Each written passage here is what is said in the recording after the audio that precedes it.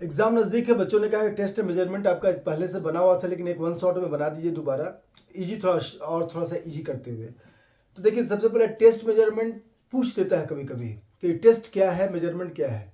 तो HM बेरो और मिगी जो है, इन्होंने टेस्ट के बारे में, मेजरमेंट बारे में भी लिखा है।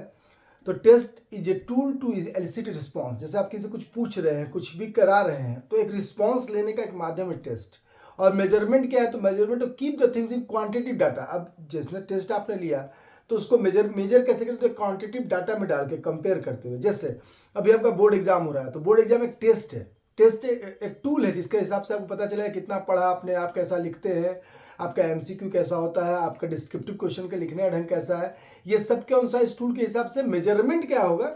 तो मेजरमेंट आपका होगा कि इतने फुल मार्क्स में कितना मार्क्स आपको मिला। और तब होता है इवैल्यूएशन। 11 में चैप्टर होगा टेस्ट, मेजरमेंट एंड इवैल्यूएशन। तब इवैल्यूएट करते हैं कि आप कहाँ हैं दूसरे कंपेरिजन में। तो यहाँ पर टेस्ट एंड मेजरमेंट स्पोर्ट्स में क्या क्या टूल है जिसके द्वारा, तो उसको हम लोग स्पोर्ट्स के लैंग्वेज में कहते हैं टेस्ट बैटरी, कि किन किन टेस्ट बैटरी के अनुसार आप टेस्ट देंगे तो आप जो है वो आपका फिटनेस पता चलेगा। इसमें अभी लेटेस्ट जो शुरू हुआ है वो है SAI Khelo India fitness test in schools. तो जो Sai Khelo India fitness test है, ये कभी पूछ सकता है कब स्टार्ट हुआ है। तो 2019 में स्टार्ट हुआ है, 2019 में। और ये जो खेलो इंडिया प्रोग्राम के अंतर्गत जो है, जो खेलो इंडिया प्रोग्राम जो 2019 में लॉन्च हुआ, उसी के अंतर्गत ये आता है SAI Khelo India fitness test. और साई आप जानते होंगे स्पोर्ट्स अथॉरिटी ऑफ इंडिया, ये 1984 में गठित हुई थी। ये भारत सरकार की अपने खेल को प्रमोट करने की संस्था है जिसमें स्पोर्ट्स की ट्रेनिंग दी जाती है। अब Sai Khelo India fitness test जो है वो दो तरह का टेस्ट ऑर्गेनाइज करती है स्कूल में, एक छोटे बच्चों के लिए, एक बड़े के लिए। तो क्लास 1 to 3 जो है उसके लिए, 5 to 8 ईयर्स एज ग्रुप के लिए जो टेस्ट है वो पहले सुन लीजिए। पहला है बॉडी कंपोजिशन टेस्ट, यानी बॉडी का कंपोजिशन कैसा है। तो BMI, weight in KG. BMI कैसे निकालते हैं? तो weight in KG divided by height into height, where height in metre. जैसे मेरा अगर 1.84 मीटर हाइट है तो 1.84 इंटू 1.84, ऊपर 80 kg हो जाएगा। नियरेस्ट टू केजी माने 80 kg 200 ग्राम है तो उसी करीब रहेगा, ठीक है, 80 करीब। टू चेक, अब इसमें उसको क्या करना है, आपका इक्विपमेंट रिक्वायर्ड क्या है? तो एक पेपर, एक पेन, या एक रिकॉर्ड फाइल, एक पेन और एक वेइंग मशीन, इसका इक्विपमेंट। कभी भी कोई टेस्ट लिखेगा आपको तो देखिए उसका लिखने का ढंग क्या है। सबसे पहले उसका पर्पस लिखिएगा, पर्पस क्या है, किस लिए किया जाता है। तो बॉडी कंपोजिशन को देखने के लिए BMI टेस्ट किया जा रहा है। इक्विपमेंट रिक्वायर्ड, इक्विपमेंट क्या है, प्रोसीजर क्या है, और तब स्कोरिंग क्या है। फिर से सुन लीजिए, कोई भी टेस्ट अगर स्पोर्ट्स का आ गया लिखने के लिए तो आपको सबसे पहले उसका हेडिंग देने के बाद उसका लिखना है पर्पस, वो पर्पस किस लिए आप टेस्ट कर रहे हैं। सेकंड लिखना है उसका इक्विपमेंट, क्या क्या इक्विपमेंट रिक्वायर्ड है या क्या इंफ्रास्ट्रक्चर रिक्वायर्ड है। तो इंफ्रास्ट्रक्चर स्लैश इक्विपमेंट भी कर सकते हैं। कहीं कहीं 600 मीटर का जो है रन वॉक करना है तो उसमें 200 या 400 मीटर का ट्रैक चाहिए, तो आपका इक्विपमेंट क्या, इंफ्रास्ट्रक्चर भी होना जरूरी वहाँ। तो ये आपको लिखना है इंफ्रास्ट्रक्चर स्लैश इक्विपमेंट, या सिर्फ इक्विपमेंट लिखिएगा तो भी नंबर मिलता है आराम से।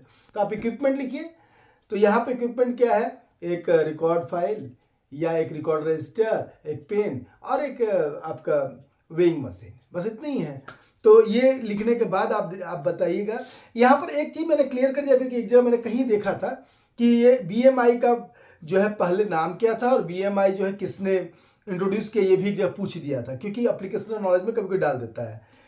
तो इसको क्विटलेस इंडेक्स कहा जाता था, क्विटलेट इंडेक्स BMI को पहले, क्योंकि ये जो एडोल्फ क्विटलेट के द्वारा ही 1830s में निकाला गया था इसको। एडोल्फ क्विटलेट एक नाम था।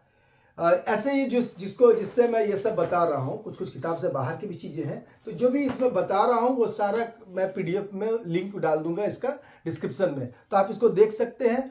एक बार जैसे सुन लिया आपने, एक बार देख लिया, एक बार सामने प्रिंट करा के रख लिया, उसके बाद फिर जो है एक बार और सुन लिया तो सब कुछ याद हो जाएगा। तो साई खेलो इंडिया ये 2019 में जो है शुरू हुआ। इसमें जो सबसे पहला क्या है, BMI निकालना। BMI एडोल्फ क्विटलेट द्वारा 1830 में निकला था, और 1972 में, 30 के बाद 72 में, यानी कि 42 ईयर्स बाद 72 में इसका नाम BMI पड़ा। ऐसा याद रखिएगा। किसने दिया? तो एक एनिल कीज नाम के थी, Anselm keys, ANCEL Anselm keys, answer की के बदले एंसल कीज, इन्होंने 1972 में इसका नाम BMI फिर रखा। इक्विपमेंट आपको मालूम ही है, और आप प्रोसीजर खुद से भी अपने सिंपल लैंग्वेज लिख लीजिएगा कि द सब्जेक्ट जिस पे भी हम प्रयोग करते हैं, जो भी करता है, तो उसको पार्टिसिपेंट भी लिख सकते हैं स्लैश, या सब्जेक्ट भी लिख सकते हैं। तो स्पोर्ट्स के लैंग्वेज में, या आप देखे होंगे जिस पर प्रयोग किया जाता है, जो भी प्रयोग जिस पर हो रहा है, जो पार्टिसिपेट कर रहा है, उसको सब्जेक्ट भी कहा जाता है। तो सब्जेक्ट स्लैश स्टूडेंट और पार्टिसिपेंट, क्योंकि ये स्कूल स्टूडेंट के लिए, तो स्टूडेंट भी लिख सकते हैं। Student has to stand on the between of the middle of the weighing machine, middle and stand erect without with minimum clothings, minimum जो क्लोथिंग्स है उसके साथ शूज को ऑफ करा देना है और खड़े होना है, वहां पर फिर आपका वे लेना है।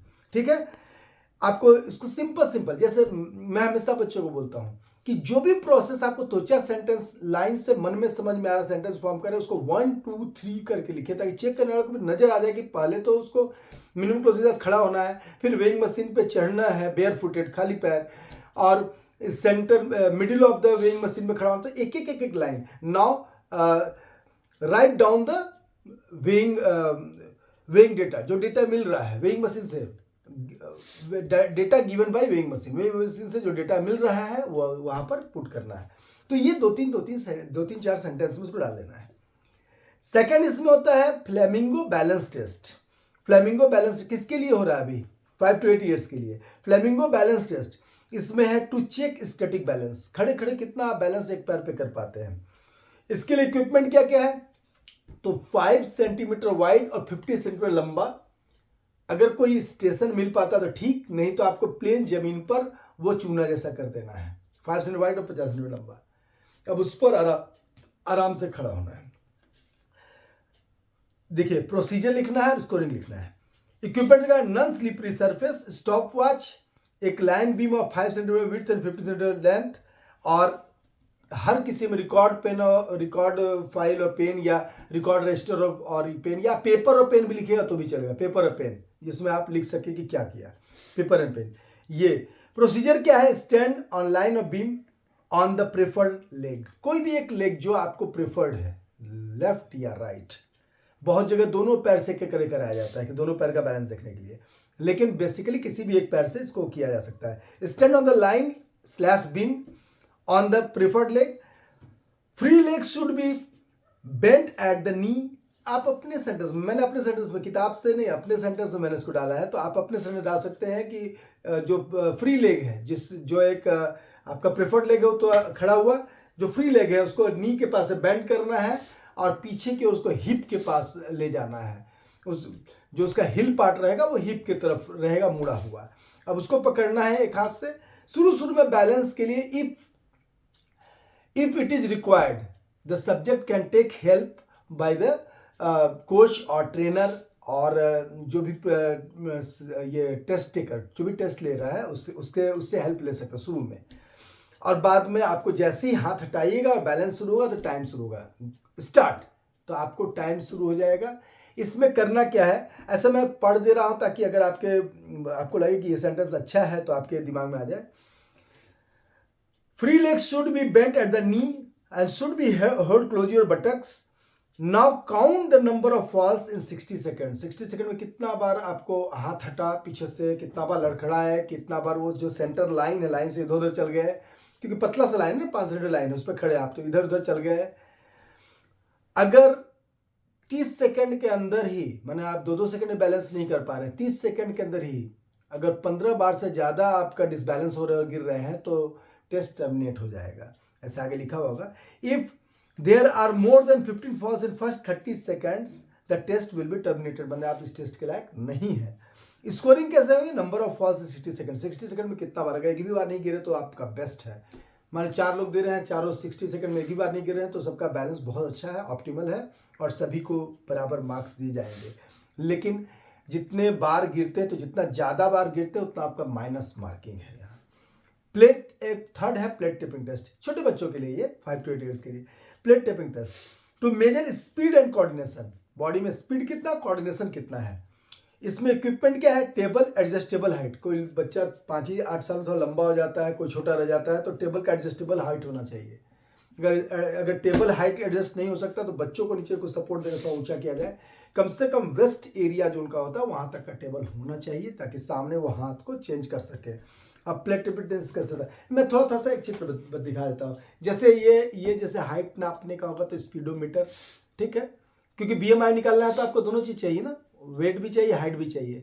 तो हाइट वाला में भी ऐसे लिखेगा कि स्टैंड इरेक्ट होना है बेयर फुटेड, और सिर पर जो स्केल रखना है, और ये तो ये इक्विपमेंट ये जो है आपका वेइंग मशीन का हो गया, और यहाँ पर फ्लेमिंगो बैलेंस टेस्ट के लिए हो गया, ठीक है।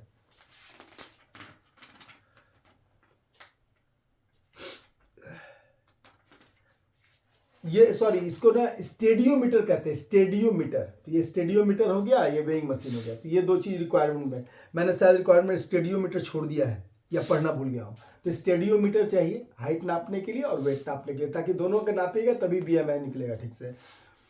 ये फ्लेमिंगो बैलेंस टेस्ट के लिए है। और अभी जो मैं बता रहा हूँ आपको प्लेट टैपिंग टेस्ट, तो देखिए ये है प्लेट टैपिंग टेस्ट का। अब इसमें क्या क्या है वो मैं बता रहा हूँ। बीच वाला जो है वो 30x20 का रेक्टेंगल है, और 30x20 का और 20 सेंटीमीटर डायमीटर के साथ ये जो है आपका वो सर्कल है। तो इसको दोनों साइड रखेंगे।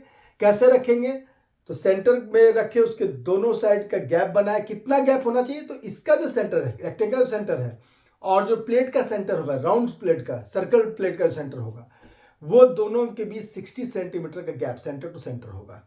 इतने और एक पैरेलल रख देना है। उसके बाद क्या करना है देखिए, ऐसे मैंने छोटा सा चित्र यहां भी बनाया हुआ है। Plate tapping test to measure coordination, to measure speed and coordination.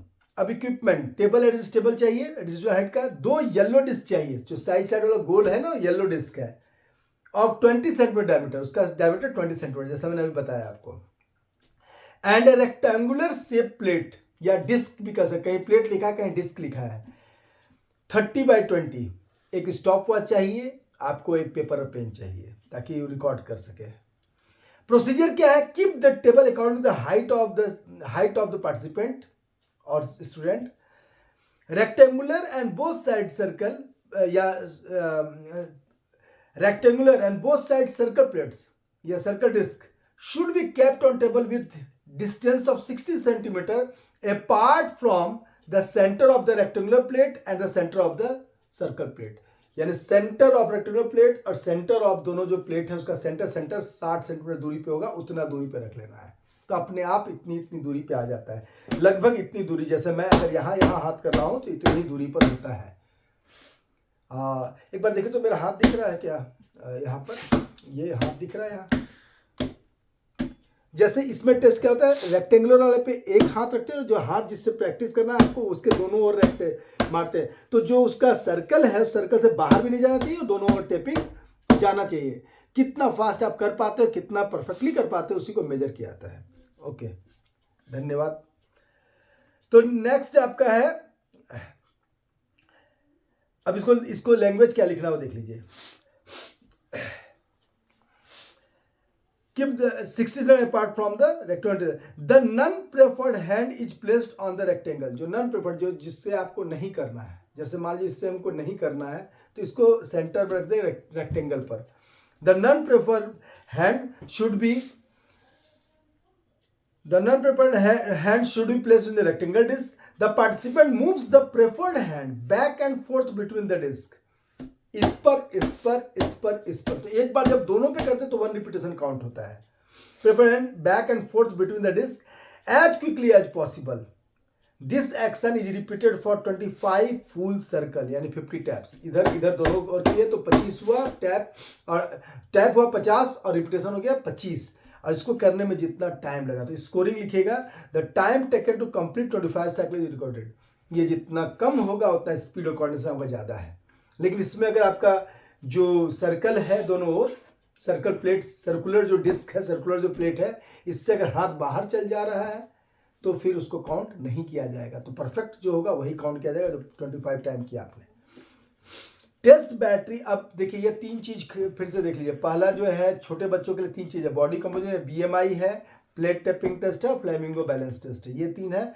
Now अब जो बेसिकली अधिकतर पूछता है वो है test battery for age group 9 to 18, जिसमें कि आप लोग भी आते हैं क्लास 12 के भी, 18-19 तक। ये है 4 to क्लास 12 के लिए। इसमें भी पहला बॉडी कंपोजिशन में बीएमआई, तो ये मैं नहीं बताऊंगा कैसे करना है, क्योंकि मैंने पहले बताया, वही सेम रिपीट करना है बीएमआई। इसका भी प्रोसीजर वही है कि हाइट के लिए स्पीडोमीटर पे रखना है, वेइंग मशीन में खड़ा होना है, दोनों का फॉर्मूला सेम है।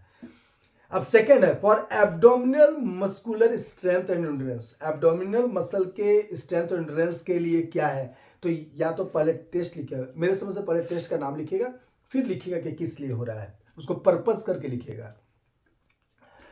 तो ये पार्शियल कर्ल, हेडिंग होगा पार्शियल कर्ल। मैंने यहाँ उल्टा गलती से लिख लिया तेजी में लिखने में, कि पहले लिख दिया कि क्या उसका पर्पस है। तो आपको पहले लिखना है पार्शियल कर्ल, फिर लिखना है पर्पस। पर्पस क्या है, for measuring abdominal muscular strength and endurance. Equipment क्या चाहिए, a flat and clean cushion surface, जिसमें गड़े नहीं ज्यादा, तो flat and clean cushion surface चाहिए आपका। रिकॉर्डिंग सीट और पेन चाहिए, जो कि मैंने कहा हमेशा चाहिए। और आपका एक जो है इसमें चूंकि आपको टाइम नहीं देखना है, इसमें देखना है कि कितना आप रिदम के साथ कितना बार कंप्लीट कर सकते हैं। तो प्रोसीजर क्या है, तो first subject lies supine position. देखिए आपका जो योगा लिखिएगा ना, उसमें भी सुपाइन और प्रोन पोजिशन ये बार बार आएगा। तो सुपाइन पोजिशन जो पीठ के बल लेटते हैं, प्रोन पोजिशन जो पेट के बल लेटते हैं, तो ये बार बार आपको वहां भी लिखना होगा, आसन के प्रोसीजर में भी, इसलिए उसको याद रखिएगा। First subject lies supine position on cushion surface. The knee should be flexed and feet should be 12 inch apart from the buttocks. The arms are extended and rested on the thigh. पैर Thai पर दोनों हाथ चला गया रहेगा stand होके, ठीक है। The arm extended and rested on the thigh. The subject now start curl-ups. Curl-ups मतलब थोड़ा उठना है। कितना उठना है, तो minimum 2 inches from the cushion surface. 2 inch उठना है और पीछे जाना है, 2 इंच उठना है पीछे जाना है, यानी पूरा फुल सिटअप्स नहीं करना है। पार्शियल कर्लअप और फुल सिटअप्स में अंतर है। फुल कर्लअप को फुल सिटअप्स कहा जाता है। तो ये पार्शियल कर्लअप 2 इंच उठना है, फिर नीचे जाना रिदम में, लेकिन उठे गए रिदम में। अगर आपका रिदम टूटता है, if rhythm breaks the count will be stop, the count will stopped. तो रिदम नहीं ब्रेक करके आप कितना इफिशिएंटली रेगुलर कर रहे हैं। And 2 inches from the cushion surface and back down again. 2 centimetre उठे फिर नीचे गए, back down again. One complete repetition should be done in every 3 seconds. कम से कम 3 सेकंड में एक हो जाना चाहिए, तभी रिदम में माना जाएगा। उससे फास्ट भी कर सकते हैं आप। It should be repeated till the rhythm may be maintained. जब तक रिदम मेंटेन कर सकते तब तक आप करना, उतना काउंट होगा। यानी इसमें कोई 100-150 भी कर सकता है, कोई 10 भी नहीं कर सकता, ऐसा भी है। स्कोरिंग क्या है, रिकॉर्ड द टोटल रिपीटेशन इसका रिकॉर्ड 30 सेकंड में आप कितना कर पाते हैं, कितना बार रिपीट कर पाते हैं। तो मिनिमम तो 3 सेकंड में एक बार नहीं कर रहे तो भी वो काउंट नहीं होगा। और टोटल रिपीटेशन 30 सेकंड में कितना होगा, हो सकता है आपकी कैपेसिटी ज़्यादा भी हो, लेकिन 30 सेकंड में कितना बार जल्दी जल्दी आप करें बिना रिदम ब्रेक किए, यानी कभी फास्ट कभी स्लो नहीं करना है, रिदम में करना है। थर्ड है पुशअप्स, पुशअप फॉर बॉयज, और इसी में है modified pushup for girls. Modified pushup में अंतर सिर्फ यही है कि मॉडिफाइड पुशअप में आपका घुटना जमीन पे सटा रहेगा, तो आधा ताकत जो बॉडी का आधा जो वेट रहता है नीचे का, वो घुटना ले सकता है, और आपका हाथ पे आधा वेट आता है। Pushup for boys, to test and measure upper body strength for boys, and यही सेम लिखना है modified pushup to test upper body strength या शोल्डर स्ट्रेंथ ऑफ गर्ल्स, ठीक है। The test to measure upper body strength and endurance of boys. Equipment: a flat surface, record book and pen. A flat cushion surface लिख दीजिएगा, क्योंकि यहाँ भी अगर आप कर रहे हैं, लेकिन चूंकि हाथ पे कर रहे हैं तो कुशन जरूरी नहीं है, लेकिन जहाँ घुटना टच होगा वहाँ कुशन जरूरी है। Elbow should be fully extended and knees should be straight while performing push-up. Elbow पूरा सीधा होना चाहिए और नी स्ट्रेट होना चाहिए, पूरा बॉडी सीधा वेट आना चाहिए। इसका भी अगर फिगर देखिएगा, जैसे ये जब ऊपर जाएंगे तो एल्बो स्ट्रेट और बॉडी जो है इस तरह, जब नीचे जाएंगे तो पूरा का पूरा 90 डिग्री, कम से कम ये हाथ जो है ये 90 डिग्री पे यहाँ से आ जाना चाहिए, ठीक है, कम से कम। और अगर हो तो चेस्ट अगर टच हो रहा हो तो और अच्छा है, ये जाने का चेस्ट टच हो रहा फिर आप एक्सटेंड हुए, ठीक है। Push the hand should B shoulder wide apart, hand should B shoulder wide apart, ठीक है। The upper body and legs should be straight line, upper body और जो हाथ है वो एक स्ट्रेट लाइन में होना चाहिए। Elbow should be fully extended and knees should be straight while performing push-ups. Either chest should touch the floor और elbow should be 90 डिग्री। जब आप नीचे जाएंगे तो या तो चेस्ट टच होना चाहिए या कम से कम एल्बो 90 डिग्री तक जाना चाहिए। और जब ये रिपीटेशन करेंगे हम लोग तो फिर इसके अनुसार स्कोरिंग होगा, ठीक है, कि कितना आपने किया बिना रिदम ब्रेक किए। Modified pushup girls purpose to measure upper body strength and endurance for girls. Equipment a mat, paper and pen. Procedure: the initial position, knee should touch the floor या mat and lower body weight will be shifted while elbow extension. Rest always same as push-up, जैसा pushup होता है वैसा ही है, ठीक है। इसमें time नहीं है, इसमें number of pushups correctly performed regularly, बिना ब्रेक के कितना आप पुशअप परफॉर्म किए, यही यहाँ पर आपका स्कोरिंग है। फिफ्थ, 50 मीटर डैश और 50 मीटर स्टैंडिंग स्टार्ट। यहाँ तो सीधा सीधे है, दो पैरेलल लाइन आपको खींचना है 50 मीटर डिस्टेंस पर। तो आपको क्या क्या चाहिए इक्विपमेंट? ये for measuring speed and acceleration. Equipment measuring tape, marked plain track, जो मार्क प्लेन ट्रैक रहेगा, दो स्टॉप वॉच क्योंकि इसमें आप दो लोगों का एक साथ कर सकते हैं। प्रोसीजर क्या है? Two parallel line are drawn 50 metre apart in which one is considered as start line and the other finish line या एंड लाइन, ठीक है। दो लाइन खींचे, को स्टार्ट लाइन मानेंगे, को एंड लाइन मानेंगे। After standing on start line the starter will command go या स्टार्ट भी बोल सकता है, एंड रेडी एंड गो भी कहीं कहीं लिखा, रेडी पहले बोलेंगे फिर go, and participant has to complete the 50 metre as fast as possible. अब इसमें क्या होगा, इसका स्कोरिंग क्या होगा कि time, second and 10th of second में, second and 10th of second मैंने 1.1, 1.2 या 8.6, तो 10th ऑफ सेकेंड में रिकॉर्ड किया जाता है क्योंकि 50 मीटर डैश है, इसलिए इसमें सेकेंड और 10th ऑफ सेकेंड में स्कोरिंग रिकॉर्ड किया जाता है। इसमें आप थोड़ा सा अगर ऐसा बनाने का बॉयज गर्ल्स का जरूरत नहीं है, लेकिन आप अगर बना दिए, देखिए सब मैं इसलिए दिखा रहा हूँ ना, थोड़ा सा डायग्राम अगर बना दीजिएगा ना, स्टिक डायग्राम टाइप का भी, तो आपको नंबर मिल जाएगा। स्टिक डायग्राम क्या होता है और कैसे बनाया जाता है, इसका मेरा प्लेलिस्ट में लिंक है कि वो योगासन का कैसे बनाना, उसी के आधार पे इसका भी स्टिक डायग्राम बना सकते हैं। स्टिक डायग्राम से भी नंबर मिल जाता है, वहां पर आपको बहुत बड़ा आर्टिस्ट बनने की जरूरत नहीं है। तो दो लाइन खींचिए, एक इधर और 50 मीटर डिस्टेंस दिखा दीजिए, एक जगह स्टार्ट लाइन लिख दीजिए, एक जगह एंड लाइन लिख दीजिए, आपको मार्क्स मिल जाएगा। जैसे इसके बाद वाला 600 रन वाक, तो 600 रन वाक जरूरी नहीं है कि आप बहुत चौड़ा सा एक ऐसा खींच लीजिए, उसका मेजरमेंट जरूरी नहीं है। टोटल 600 या डिस्टेंस अगर लिख दिएगा मीटर डिस्टेंस तो भी आपको नंबर मिल जाएगा। नेक्स्ट, तो इसमें 50 मीटर जितना जल्दी करेंगे उतना आपका इसको, इसमें जितना कम टाइम उतना अच्छा परफॉर्मेंस। रनिंग वही होता है। 600 metre run walk test to measure cardiovascular endurance, heart का और लंग्स का, ब्लड वेसल्स का कितना अच्छा कोऑर्डिनेशन है, कितना अच्छा आपका स्ट्रेंथ है, इसको नापने के लिए 600 metre run walk distance to measure cardiovascular endurance. Equipment 600 metre running area, जो कि मैंने दिखाया ऐसा बना दीजिएगा, एंड स्टॉप वॉच। इसके साथ रिकॉर्ड, ये एक पेपर और पेन लिख दीजिएगा सब में, क्योंकि कुछ ना कुछ लिखना होगा, नाम और एज और क्या क्या हुआ, तो पेपर पेन सब में डाल दीजिए। प्रोसीजर मैंने कहीं कहीं नहीं भी लिखा है, लेकिन आप सब जगह पेपर पेन डाल दीजिएगा। आफ्टर, क्योंकि सब जगह रिकॉर्ड तो करना ही होगा ना क्या हुआ result. After command of ready और गो, सब्जेक्ट हैज टू रन और वॉक 600 मीटर। रन वॉक इसलिए लिखा हुआ है, हो सकता है कोई बहुत तेज दौड़े, बाद थक जाए, तो उसको कंप्लीट तो करना ही करना है, चाहे वो चल के कंप्लीट करे, क्योंकि अगर कंप्लीट नहीं करेगा तो वो टेस्ट ही नहीं हो पाएगा। तो रन और walk 600 metre according to the capacity. Scoring time is recorded in minute and second. अब यहाँ वहाँ क्या था, 50 मीटर में second and 10th of second था, यहाँ रिकॉर्ड करेंगे मिनट एंड सेकेंड में, यहाँ 10th ऑफ सेकेंड में नहीं जाना है, ठीक है।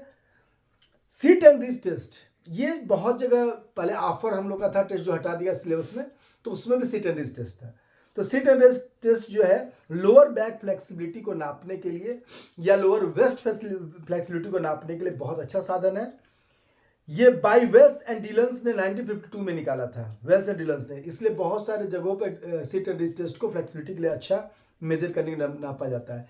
पहले साई भी जब टेस्ट लेता था शुरुआत में, साई जिसमें अपने स्पोर्ट्स पर्सन को सेलेक्ट करता था, तो वहाँ भी सीट एंड रीच टेस्ट होता था।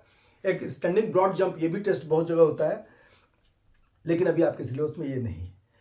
इसी टाइप का है, ब्रॉड जंप टाइप का जंपिंग है लास्ट में जॉनसन मिथनी में। Equipment seat and rich box marker, एक इसी तरह का जैसे ये टेबल है ना, ऐसे टेबल रहता है लेकिन यहाँ नीचे से पैक रहता है और वहां पर पैर अपना टिक जाता है। पैर टिक गया ऐसे, जैसे हाथ मैं बता रहा था, ऐसे पैर टिक गया, उसके बाद आप सीधा बैठे हैं स्ट्रेट लेग के साथ और आगे झुके, तो अगर आप यहां तक भी नहीं पहुंच पा रहे जहां तक आपका पैर था तो माइनस है मार्किंग है, कितना बच गया उसको स्केल से नाप लिया जाएगा, उतना सेंटीमीटर, जितना सेंटीमीटर आपका पीछे रह गया उतना माइनस मार्किंग। और अगर आप पहुंच गए यहां तक तो जीरो, जहां तक आप पैर वहां तक आप पहुंच गए तो जीरो, जो होता है ना पश्चिमोत्तान आसन में वहां, और जितना आगे तक आप हाथ लेते गए उतना प्लस। एक बार मैंने नेशनल में टेस्ट दिया था इसका, तो मेरा शायद 19 आया था, तो 19 सेंटीमीटर तक मैं आगे चल गया था पैर बॉक्स से। तो इस तरह से स्कोरिंग होता है। The score is recorded to the nearest centimetre based on the distance reached by finger tips of both hand. दोनों हाथ पैरेलल कितना दूर जा रहा है, ऐसा नहीं कि एक साइड करके बढ़ा दिए, वो नहीं, दोनों बराबर में आप कितना बढ़ा पाते हैं उतना ही आपका मार्क्स मिलता है। यहां पर आप लिखिएगा स्कोरिंग में बी जीरो, माइनस और पॉजिटिव। अगर आप नहीं पहुंच पाए वहां तक तो जितना छूट गया सेंटीमीटर उतना माइनस हो जाएगा, 3 से बच गया तो -3, पहुंच गया जीरो, जितना आगे तो पहुंचे प्लस में मार्किंग होगी। Sit and reach test. अब यहाँ पर खत्म होता है आपका साई खेलो इंडिया टेस्ट जो है, यानी साई फिटनेस टेस्ट जो स्कूल के लिए वो खत्म होता है। अब हम लोग है measurement of cardiovascular fitness. Cardiovascular fitness में दो टेस्ट है, रॉकपोर्ट 1 माइल टेस्ट या रॉकपोर्ट टेस्ट जो कहा जाता है, और हार्वर्ड स्टेप टेस्ट। इसमें भी हार्वर्ड स्टेप टेस्ट ज़्यादा पूछता है, रॉकपोर्ट 1 माइल का कभी कभी एमसीक्यू में ज़्यादा पूछता है, लेकिन मैं दोनों को बता दे रहा हूँ। हार्वर्ड स्टेप टेस्ट जो है डेवलप किया गया था ब्राउआ और कुछ लोग साथ मिलकर, ब्राउआ और अदर्स के द्वारा 1943 में। इसके लिए इक्विपमेंट चाहिए जिम बेंच। ये जिम बेंच 20 इंच ऊंचा रहेगा मेन के लिए और 16 इंच ऊंचा रहेगा वुमेन के लिए। और एक स्टॉप वॉच चाहिए आपको इक्विपमेंट में, एक हार्ट बीट मेजरिंग मशीन चाहिए, चाहे वो किसी भी चीज से कर ले, कोई हाथ से भी कर सकता है, लेकिन हार्ट बीट मेजरिंग मशीन ये चीज चाहिए। प्रोसीजर क्या है, the subject stand in front of the bench या box. After the command of go या स्टार्ट, गो और स्टार्ट, ही और she has to step up, पैर को एकदम पूरा सीधा, step up, so that the body will be fully on one leg weight and down, step up and down at the rate of 30 step per minute. ये 30 steps per minute के हिसाब से, इसमें ना ज्यादा और धीरे नहीं कर सकते हैं आप, लगभग वही लेके चलेंगे 30 steps per minute. After completion of 5 minute, that is 300 second, heart beat is counted between, कब कब काउंट किया जाएगा तो 1.15 मिनट में, यानी 1 से 1.5 minute, then 2 to 2.5 minute, then 3 to 3.5 minute. अब जैसे ही आपका 1 मिनट तक आपने एक पैर से ऊपर नीचे किया, जो भी आपका स्ट्रांग लगे उससे करने के बाद जैसे रुके तो 1 मिनट कुछ नहीं हुआ, 1 मिनट तक आपको सांस छोड़ा जाएगा। 1 मिनट के बाद 1 से 1.5 मिनट तक पल्स रेट नापा जाएगा, हार्ट बीट नापा जाएगा, और उसके बाद फिर थोड़ा देर 30 सेकंड छोड़ जाएगा, फिर 2 से 2.5, फिर 3 से 3.5। इससे क्या पता चलता है कि आपका हार्ट बीट कितना जल्दी स्लो डाउन हो रहा है, मिनिमम रेंज में आ रहा है। जैसे छोटा बच्चा लोग थकता बहुत जल्दी है, लेकिन फिर नॉर्मल में जल्दी हो जाता है। जैसे जैसे उम्र बीतती है, एक स्पोर्ट्स पर्सन जो होता है वो जनरल आदमी की अपेक्षा जल्दी नॉर्मल हो जाता है, क्योंकि उसको आदत रहता है हार्ट बीट को तेज होने और स्लो होने का। तो इसकी इफिशियंसी जितनी अच्छा है, आप जितनी अच्छी है इसकी इफिशियंसी, उतने अच्छे आप स्पोर्ट्स पर्सन है, उतने अच्छे आप एथलीट है, तो इसलिए इसको मेजर किया जाता है। और इसका फॉर्मूला क्या है, तो फिटनेस जो इंडेक्स स्कोर नापा जाता है उसका फॉर्मूला है 100 into total duration in second, यानी 100 into 300 divided by 2 into total count of pulse rate, 1 से 1.5, 2 से 2.5 और 3 से 3.5 में जितना हो तीनों को जोड़ दिया जाता है। नो डाउट हर किसी का 1 से 1.5 में ज्यादा रहेगा, थोड़ा सा रिलैक्स हो जाएगा, 2 से 2.5 में, 3 से 3.5 में बहुत थोड़ा लगभग रिलैक्स हो जाएगा, लेकिन 5-10 मिनट लग जाता पूरा फुली लौट के आने में, अगर आप तेजी से कोई भी काम कर रहे हैं तो ये तीनों को नाप कर और उसके अनुसार निकलता है। कहीं की किसी बुक में 5.5 इंटू टोटल नीचे में है 5.5 इंटू। अब इसमें क्या है, उसमें 2 तरह का फॉर्मूला है, एक है लॉन्ग टर्म फॉर्मूला करके लिखा हुआ है, उसमें 5.5 है, यहाँ बेसिक फॉर्मूला में इंडेक्स में 2 इंटू टोटल पल्स रेट नीचे में। Rockport 1 mile test, also known as Rockport fitness walking test. 1 mile तक हर कोई दौड़ नहीं सकता है, लेकिन बहुत लोग ऐसे हैं जो आराम से 40-42 किलोमीटर दौड़ रहे हैं उसमें, मैराथन में। तो रॉकमोट 1 माइल टेस्ट में, वॉकिंग टेस्ट में क्या है, जो लोग सेडेंटरी लाइफ स्टाइल जीते हैं उनके लिए खासकर है। ये 1986 में निकला था और इसमें 1 माइल तक आप, 1 माइल मतलब 1.609 मीटर होता है, करीब 1.5 किलोमीटर। 1.609 मीटर तक आपको जो है तेजी से चलना है या दौड़ना है, जैसा आपको पसंद है। इसमें इक्विपमेंट है 400 मीटर का ट्रैक, 200 मीटर का भी हो सकता है, आपको जो है ट्रैक जैसा बना देना है, और वॉकिंग/रनिंग एरिया। स्टॉप वॉच, इसमें भी वेइंग मशीन जरूरत है। क्यों जरूरत है, तो ये फॉर्मूला पूछता नहीं, लेकिन जब वो फॉर्मूला पूछता है, पूछेगा पूरा, आज तक तो पूछा नहीं है, इसलिए मैंने लिखा भी नहीं, क्योंकि बच्चों को कन्फ्यूजन हो जाएगा। ऐसे सरस्वती पब्लिकेशन में और बहुत सारे बुक्स में भी दिया हुआ है, आप डिफरेंट पब्लिकेशंस में आप उसको फॉलो कर सकते, लेकिन मैं इसलिए नहीं बोलता हूँ क्योंकि ये पूछा आज तक नहीं है और ये काफ़ी टेढ़ा सा मामला उसको याद करना। लेकिन फिर भी मैंने एक पुराना वीडियो बनाया हुआ था टेस्ट मेजरमेंट का, उसमें सारा चीज़ याद कराया था। अगर वो पुराना वाला वीडियो का लिंक अगर होगा या मेरे चैनल में कहीं होगा पुराना वाला टेस्ट मेजरमेंट, तो उसमें मैंने याद करने का टेक्निक भी बताया था, लेकिन काफ़ी लंबा हो गया था उसी को याद कराने में, इसीलिए वो वीडियो जो फिर मैंने शेयर करना छोड़ दिया। लेकिन कुछ बच्चे उसको भी बड़े प्रशंसा किए थे उसको भी। प्रोसीजर क्या होगा इसका कि ये प्रोसीजर के बाद ये हो गया। अब नेक्स्ट रॉकपोर्ट 1 माइल टेस्ट का प्रोसीजर क्या होगा कि आपको 1 माइल जाना है तेजी से, लौट के आना। जब लौट के आएंगे तो आपका जो है वेइंग के साथ साथ इमीडिएटली फिनिश लाइन के बाद हार्ट बीट चेक किया जाएगा कि कितना है आपका। Record the heart rate for 1 minute, 1 minute तक के लिए रिकॉर्ड किया जाएगा हार्ट बीट कितना है आपका। हो सकता है किसी का बहुत नॉर्मल हो, किसी का बहुत ज़्यादा बढ़ गया हो नॉर्मल रेंज से, तो उसको देखा जाएगा। अब इसमें जो है ना, दो टर्म है यहाँ यूज किया है, बेसल मेटाबॉलिक रेट और रेस्टिंग मेटाबॉलिक रेट। तो बहुत बच्चे पूछ रहे थे कि सर दोनों में कंफ्यूजन होता है, दोनों में कुछ खास अंतर है नहीं ऐसे। बेसल मेटाबॉलिक रेट होता है कि जब आप एकदम रेस्टिंग फेज में है, और फास्टिंग में मतलब कि आपका डाइजेशन भी नहीं चल रहा है ठीक से, यानी कम से कम यहाँ लिखा हुआ था the minimum energy required to maintain vital body function like breathing, circulation and cell production, यानी आपका खाना भी नहीं खाए हुए हैं, while completely rested and fasting state 8 to 12 hours अगर आपने कुछ खाया हुआ नहीं, यानी कि सुबह उठने के बाद अगर 8 to 12 खाया हुआ नहीं, तब जब अब रेस्टिंग फेज में आपका बेसल मेटाबॉलिक रेट वही नापा जाता है। अब इसका भी फॉर्मूला मैं यहाँ नहीं लिख रहा हूँ क्योंकि फॉर्मूला बड़ा डिफिकल्ट है, बॉडी वेट भी चाहिए, हाइट भी चाहिए, आपका सब कुछ। रेस्टिंग मेटाबॉलिक रेट, लेकिन दोनों होता क्या वो बता दे रहे हैं। और रेस्टिंग मेटाबॉलिक रेट सिर्फ आप रेस्ट में हैं, लेकिन खाए पिए हुए हैं आराम से, तो the energy required in resting phase but not necessary during fasting, इसके लिए फास्टिंग जरूरी नहीं है। बस दोनों में यही अंतर है, ज़्यादा अंतर नहीं है। रिकली एंड जोन्स, इसके बाद सेकंड लास्ट है, Rikli and Jones senior citizen fitness test, also called Fullerton functional test. 2001 में इसका नाम जो है 2001 में निकला था, इसको फुलरटन फंक्शनल टेस्ट भी कहा जाता है। 2001 में रिकली एंड जोन्स ने इनको इन्वेंट किया था, डेवलप किया था। इसका पहला टेस्ट होता है चेयर स्टैंड टेस्ट। यहाँ जहाँ चेयर है ना, सारा में लिखा 44 सेंटीमीटर हाइट चेयर है। चेयर स्टैंड टेस्ट क्या चीज मेजर करता है, तो लोअर बॉडी स्ट्रेंथ। इक्विपमेंट क्या चाहिए, मैंने हमेशा कहा है कि क्या क्या लिखना है, पहले पर्पस लिखना है, फिर इक्विपमेंट रिक्वायर्ड लिखना है, फिर प्रोसीजर लिखना है, फिर स्कोरिंग लिखना है। इतना लिख दिया, आपको किसी भी टेस्ट में पूरा नंबर मिलेगा। Equipment, chair with straight back, पीछे का बैक स्ट्रेट होना चाहिए ताकि पीठ सीधा हो सके वहाँ, ऐसा नहीं कि पीछे कुछ नहीं गिर गए या टेढ़ा रहे, ऐसा नहीं। Chair with straight back with 44, अगर चेयर में पीछे वो नहीं है तो उसको दीवार में पूरा सटा जाता है ताकि आप आराम से कर सके। With 44 centimetre height and stop watch, ऐसे भी हमेशा दीवार सटाना है क्योंकि आप बैठने उठने में डिसबैलेंस हो सकते हैं, गिर सकते हैं या पीछे खसक सकते हैं। With 44 centimetre height and stop watch, record file and pen तो लिख ही दीजिएगा। प्रोसीजर, the subject sits in the middle of the seat with his और feet should be according to shoulder apart, जितना आपकी चौड़ाई है कंधे की उसी के अपार्ट थोड़ा सा पैर रखना है सीधा, और इसलिए थोड़ा गैप उतने उसके अनुसार रख सकते हैं।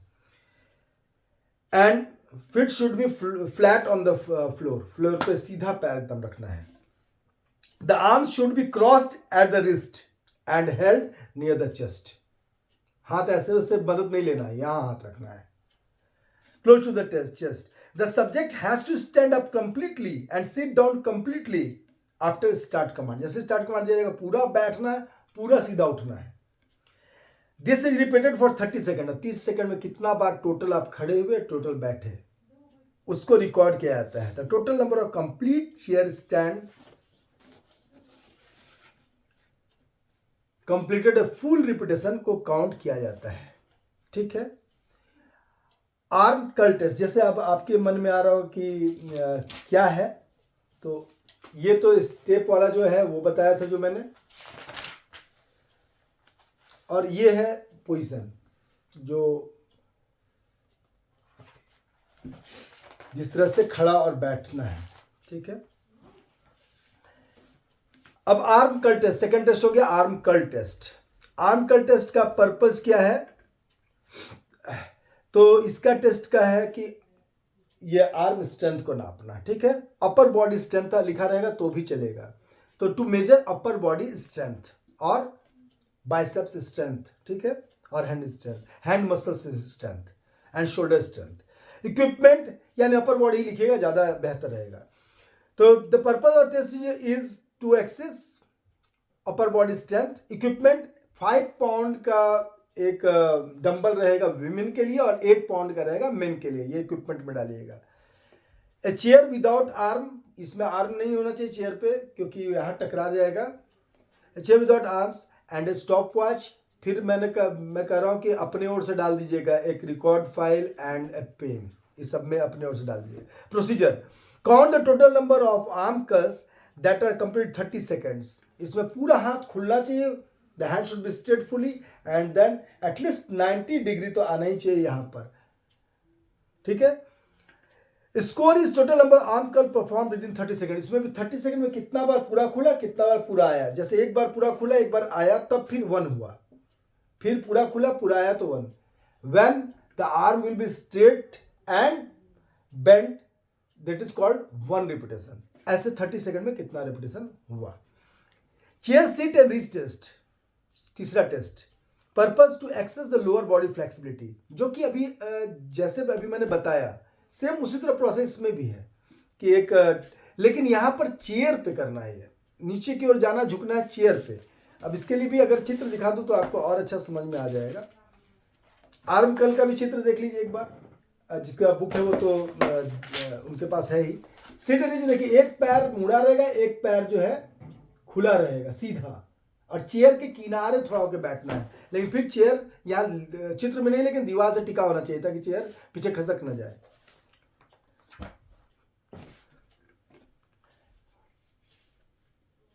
इसमें to assess lower body flexibility, ruler चाहिए एक जिससे नाप सके आप। A chair with straight back 44 centimetre high, ये भी लिख दीजिएगा, और 1 paper and pen.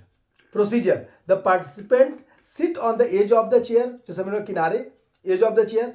1 foot should be flat on the floor while the other leg should be extended forward with knee in a straight position। एक सीधा रहेगा, एक थोड़ा मुड़ा रहेगा। Head should be on the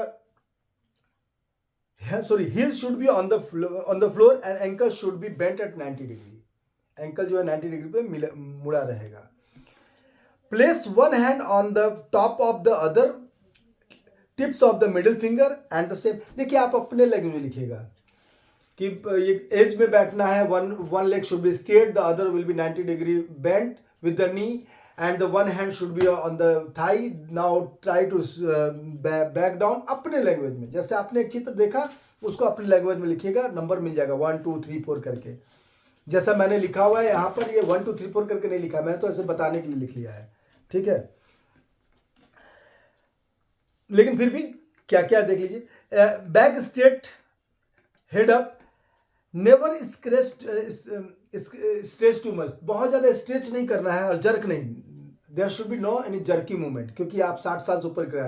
पहले तो याद रखिएगा ये senior citizen fitness test 60 year से ऊपर के लिए है। Hold the reach for 2 second, जहां तक पहुंचे वहां 2 सेकेंड के रुकना है। ठीक है। The distance is measure between tips of the finger and toes, toes की तरफ पहुंचने की कोशिश करें, जो पैर स्ट्रेट है उसके टोज तक पहुंचने की कोशिश करना है।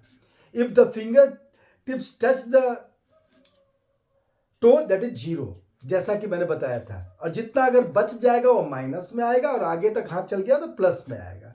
If it doesn't touch, measure the distance between finger and toes, negative score will be there. If there overlap, positive score. The score is noted down nearest to half inch, यहाँ half inch में या 1 centimetre में करीब इसको लिया जाता है इसको। अब एक है back scratch test. Back scratch test में जैसे नॉर्मली यहाँ और यहाँ जाना है, लेकिन इसको लिखने का ढंग क्या रहेगा, to assess upper body flexibility.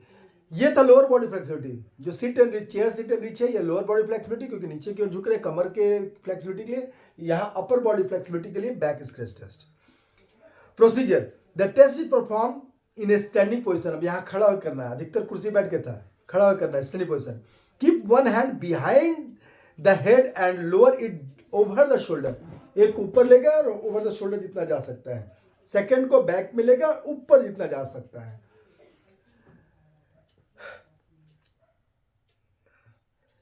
Lower the shoulder edge for middle of your back. Middle of the back में कोशिश करना, साइड साइड नहीं, middle of the back. Your palm should touch your body. Palm touch रहना चाहिए body में, palm should touch your body and finger should be downwards. Finger downwards होना चाहिए। Then carry without facing outward and fingers facing upward and try to reach up your other arm behind your back. Other arm को touch करने की कोशिश करना है। As far as possible in order to touch or overlap the middle fingers of other hand. Touch करना है middle finger को दूसरे मिडिल फिंगर से, या फिर ओवरलैप करना है। ठीक है, अगर टच किए तो फिर वही, टच किए तो जीरो, बच गया तो माइनस में, आगे चल गया तो पॉजिटिव में, सेंटीमीटर में नापना है इसको या हाफ इंच में। ठीक है। If the overlap the middle finger, positive score. Scoring, record the score out of 2 trials. 2 trial करना है इसमें से ट्रायल नापना है जो ज्यादा अच्छा हो। नियरेस्ट सेंटीमीटर और हाफ इंच जैसा था वैसे ही। यहां तक समझ गए। लास्ट है 8 foot up and go test. इसमें कुर्सी बैठेंगे, 8 फुट में कौन रहेगा, वहां तक जाएंगे और आएंगे। टू एलिएट speed, agility and balance of a senior citizen. Procedure, keep a chair next to the wall, place the cone marker 8 feet away in front of the chair, chair एकदम straight में, और the participant is initially completely seated, hand resting position में बैठे रहेंगे, and on the knees and feet flat on the ground, feet जो है दोनों एकदम ग्राउंड पे, पैर पे पड़ा रहेगा, शोल्डर के पार्ट। ठीक है। On the command go or start, stopwatch is switched on and the participant stand and walks as quickly as possible towards the cone, turns around, उसके चारों घूम जाना है, and return to the chair and sit down. Time is noted as he sits down on the chair. जैसे ही आप गो बोले खड़े हुए और वहां 8 फीट तक गए, रिटर्न हो क्या है, to complete 1 round around the 8 foot distant cone के चारों से जाके आके बैठे। जैसे बैठेगा वह स्टॉप वॉच रुक जाएगा। कितने देर में आपने किया। Time is noted as sit down. Scoring, the best trial is recorded to stopwatch. यहाँ भी 2 ट्रायल देंगे। 2 ट्रायल में जो अच्छा रहेगा उसको हम लोग नियरेस्ट 1 to 1/10 सेकेंड में रिकॉर्ड करेंगे। इसको 1 मान सेकेंड एंड 1/10 सेकेंड में इसको रिकॉर्ड करेंगे। Last 6 minute walk test. यहाँ पर 6 मिनट रन नहीं है, क्योंकि सीनियर सिटीजन को 6 मिनट रन नहीं कराना है। 6 मिनट वॉक टेस्ट, इसमें आप तेज वॉक कर सकते हैं। To access the aerobic fitness, कितना एरोबिक फिटनेस अभी बचा हुआ है एक उम्र के बाद। इक्विपमेंट चाहिए, एक मेजरिंग टेप, एक 5 यार्ड का जो है कोन चाहिए, जो कि प्लेस किया रहेगा 5-5 यार्ड दूरी पर। ठीक है, जैसे देखिए यहाँ इसलिए क्योंकि कितना देर जो है 6 मिनट में कितना दूर गए, तो ऐसा एक ट्रैक बना लेंगे। इसको आप ध्यान से देख लीजिए। कोशिश कीजिएगा कि सब डायग्राम बनाने की कोशिश कीजिए। अगर डायग्राम बनाएगा तो आपको नंबर अच्छा मिलेगा। फिजिकल एजुकेशन में जहां कहीं भी डायग्राम, जहां कहीं भी फैक्ट, जहां कहीं भी फिगर्स आप बना सकते हैं, जरूर बनाइए। उससे कोई नंबर कटना नहीं है, एक्स्ट्रा मिलता है। ठीक है। 5 यार्ड की दूरी पे जो है आपका कौन रहेगा, एक उसका पूरा गोला बना लेना है आपको, और वहां से आप स्टार्ट करेंगे और 6 मिनट तक कितना राउंड आप मार सकते हैं, और जहां पर आप पार कर गए उसका अगला तक काउंट किया जाएगा मीटर में। इसमें यही देखना है कि 6 मिनट में आप कितना दूर चल पाते हैं। The 6 minute walk test is design to test functional fitness of senior citizen. Purpose this test help to access the aerobic fitness. इसका इक्विपमेंट रिक्वायर्ड है मेजरिंग टेप, एक स्टॉप वॉच। मेजरिंग टेप जिससे कि बनाए और एक स्टॉप वॉच। आप measuring tape cone भी लिखेगा, cone, measuring tape, cone, lime dust जिससे कि चूना चूना दे देंगे, और स्टॉप वॉच। साथ में अपने ओर से बढ़ा सकते हैं paper and pen to record the to maintain the records. Procedure the walking distance और course is mark that is 45.72 metre और 50 yards in rectangular area 20x5 yard का। ठीक है। The 5 yard with the cone placed at rectangular intervals to indicate the distance covered. Efforts are made to walk maximum distance as quickly as possible in 6 minutes. ठीक है। Scoring क्या है? The total distance covered in 6 minute is recorded. यहां पर है। अब Johnson मिथनी test एक है आपका है, जो कि मैं डिस्क्रिप्शन में लिंक डाल दूंगा, क्योंकि जॉनसन मिथनी टेस्ट अगर मैं अभी समझाऊंगा तो थोड़ा सा अलग से टाइम लग जाएगा। उसमें मैंने अच्छे समझाया हुआ है। अगर एक नज़र आप देखना चाहते हैं जॉनसन मिथनी टेस्ट, ये है। इसमें 4 टेस्ट है, जिसमें से 3 जो है बॉयज़ गर्ल्स दोनों के लिए है, और लास्ट और चौथा जो है सिर्फ बॉयज़ के लिए है। और इसको मैंने अच्छे समझाया है, इसलिए वो लिंक मैं डाल दूंगा, क्योंकि यहाँ पर वीडियो और लंबा करने से अच्छा है कि उसको आप वहाँ पर ज़्यादा अच्छा से समझ लीजिए। और all the best for the exam. मैं डिस्क्रिप्शन में जो है प्लेलिस्ट का लिंक भी डाल दूंगा, जो अभी जस्ट मैंने तैयार किया है इस साल बेहतर करने के लिए। कुछ बच्चे कह रहे हैं कि इंपॉर्टेंट एमसीक्यूज बता दीजिए, या जो अनकॉमन एमसीक्यूज है जिसमें गलतियां होती हैं, तो उसको मैं देखता हूं आज रात तक उसको भी मैं बनाने की कोशिश करूंगा। All the best for exams.